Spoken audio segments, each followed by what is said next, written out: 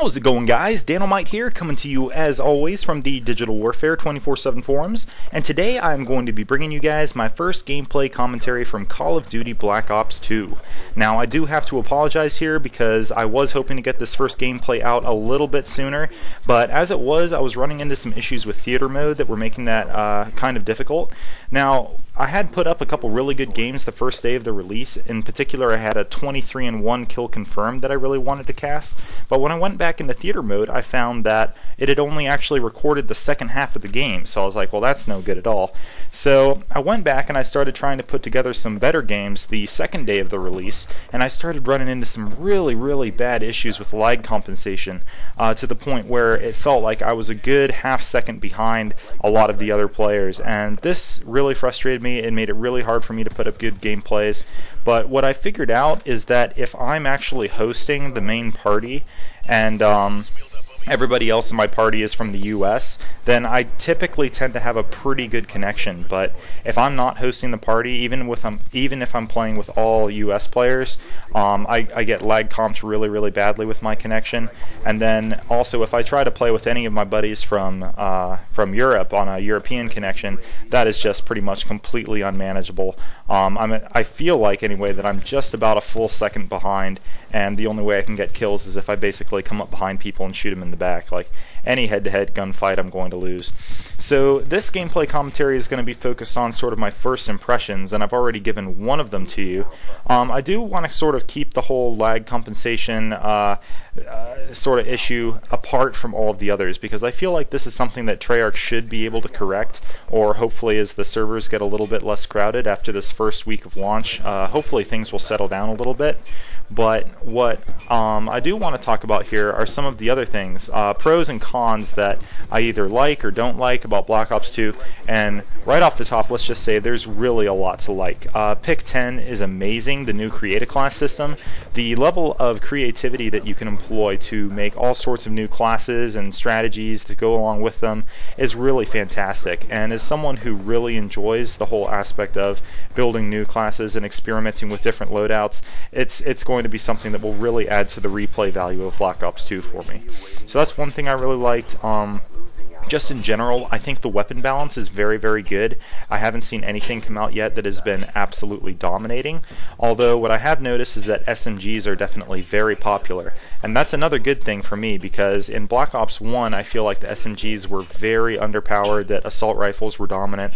Again, you could argue that assault rifles were dominant in Modern Warfare 3, and now Black Ops 2, I believe, is tipping the scales a little bit in the favor of the SMG category, especially SMGs with the laser sight. I'm seeing that combination a lot. The laser sight is definitely something that is allowing people to stay on target as they're rushing, and that's allowing them to rack up a lot of kills. So there's that, and then the new emblem creator with the 32 layers is fantastic. You'll see I'm rocking this new emblem that I made that is supposed to look sort of like the periodic table icon that I use for my YouTube channel.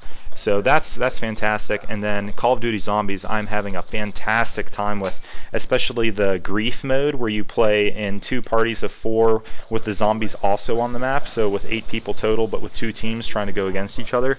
That has been just absolutely hilarious, and I'll try to upload some gameplay from that game mode in the near future. Now, other things I like are the new creative kill streaks, especially ones like the Guardian that allow you to place things around the objective and really give your team an upper hand in winning the game. And also the fact that gun unlocks, as far as the camos go, are now controlled by headshots. That's something that I really like as well. I thought the whole idea of having to buy the camos was not nearly as fulfilling in Black Ops 1. Also, you see I got knifed there, but that was really my fault because I wasn't paying enough attention to the direction that his dot was going on the minimap.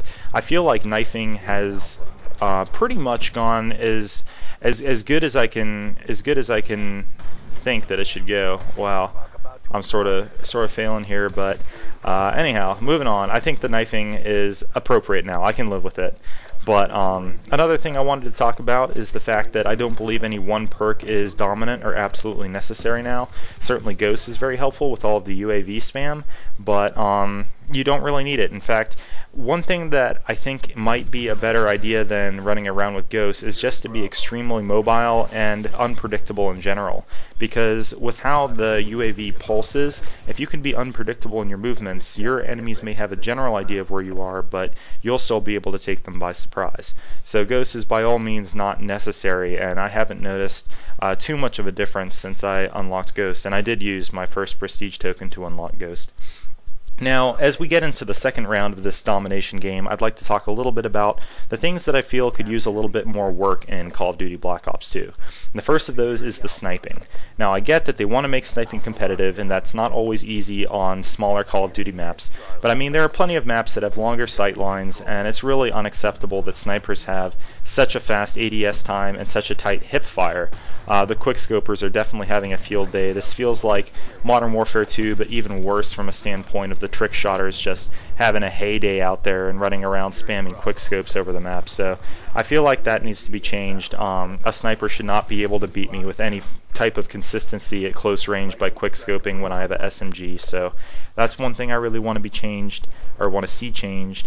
Bouncing Bettys, I think, need to be able to be avoided just a little bit easier. I know there are a lot of perks that counter them, but I think it was best in Modern Warfare 3 where you could crouch to avoid them. I think that's something that should be implemented. Now, another thing that I'm really missing in Call of Duty Black Ops 2 is no sound whoring. Sound whoring was a really big part of my strategy in Modern Warfare 3 and Black Ops 1. More so in Modern Warfare 3, though, with how good sitrep was. But basically, dead silence and awareness seem to do pretty much nothing to me. I mean, obviously with dead silence, it silences your footsteps, but awareness, it doesn't seem to give me any kind of advantage on stopping enemies from sneaking up on me at all.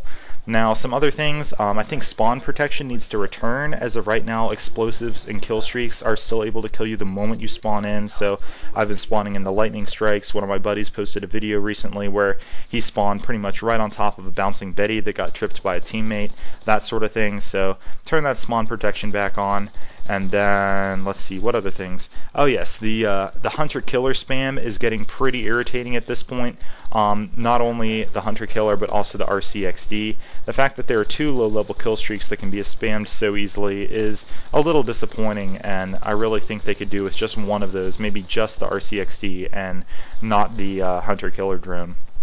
Now, I also think the spawns need some pretty significant improvement. I always seem to run into clusters of people around the map, which is very aggravating.